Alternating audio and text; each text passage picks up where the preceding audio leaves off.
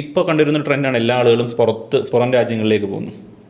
അപ്പം അവിടെ എന്ന് പറയുമ്പോഴത്തേക്കിനും ഒരു ചെറിയ വിഷയങ്ങൾക്കൊന്നും ഡോക്ടറെ കാണുക എന്നുള്ളത് എളുപ്പമല്ല, അസാധ്യമാണ്. ടൈലനോൾ കഴിച്ചോളൂ, അല്ലെങ്കിൽ സിംറ്റമാറ്റിക് കെയർ, അതും ഓവർ ഫോൺ കൂടുതലായിട്ടൊന്നും പറ്റില്ല. ഇപ്പോൾ ഗൈനക്കോളജി പ്രഗ്നൻ്റ് ആണെന്ന് മനസ്സിലായി അതിനുശേഷം ഡോക്ടറെ വിസിറ്റ് ചെയ്തു, വളരെ ക്വിക്ക് ടൈമിൽ കഴിഞ്ഞു, തിരിച്ചു വന്നു. ഇവർക്കുണ്ട സംശയങ്ങളൊന്നും ചോദിക്കാൻ പറ്റുന്നില്ല. അപ്പോൾ അങ്ങനെ വന്നപ്പം ഒരുപാട് ആളുകൾ ഓൺലൈനായിട്ട് നമ്മുടെ കൺസൾട്ടേഷൻസ് ചോദിച്ചു.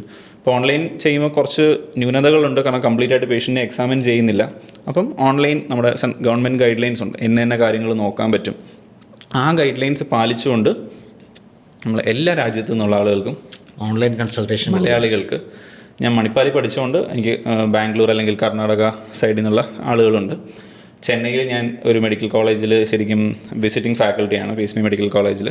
അപ്പം അവിടെ നിന്നും കുറച്ച് ആളുകൾ, അവരുടെ കോൺടാക്ട്സ്, അങ്ങനെ ഈ 3 സ്റ്റേറ്റിലുള്ള ആൾക്കാർ, 4 ഭാഷ, തമിഴ്, കന്നഡ, മലയാളം, ഇംഗ്ലീഷ്, പിന്നെ കുറച്ച് അഡ്ജസ്റ്റ് ചെയ്യാൻ വേണ്ടിയിട്ട് ഹിന്ദി അറിയാം.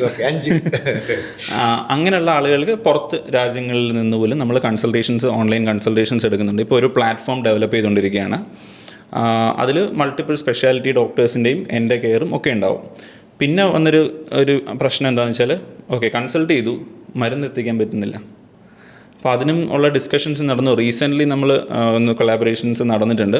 അത് പല രാജ്യങ്ങളിലേക്ക് പോലും വിത്ത് അപ്രൂവൽ പ്രിസ്ക്രൈബ്ഡ് ഡ്രഗ്സ് നമുക്ക് അയച്ചു കൊടുക്കാം. അത് അങ്ങനെ അനാവശ്യമായിട്ട് പറ്റില്ല, അതിനൊരു ലീഗൽ ഫോർമാലിറ്റി, അവരുടെ വിസ കാര്യങ്ങളൊക്കെ നമുക്ക് വേണം. പക്ഷേ തീർച്ചയായിട്ടും നമ്മൾ അങ്ങനെ ഓസ്ട്രേലിയ അടക്കമുള്ള രാജ്യങ്ങളിൽ നമ്മളിപ്പോൾ മെഡിസിൻസ് വേണ്ടതും കൊളാബറേഷനോടുകൂടി ചെയ്തിട്ടുണ്ട്. നമ്മളിപ്പോൾ ചെയ്തു. ഓസ്ട്രേലിയയിൽ കഴിഞ്ഞ മാസവും മെഡിസിൻസ് വേണ്ടത് നമ്മൾ അയച്ചു കൊടുത്തിട്ടുണ്ടായിരുന്നു.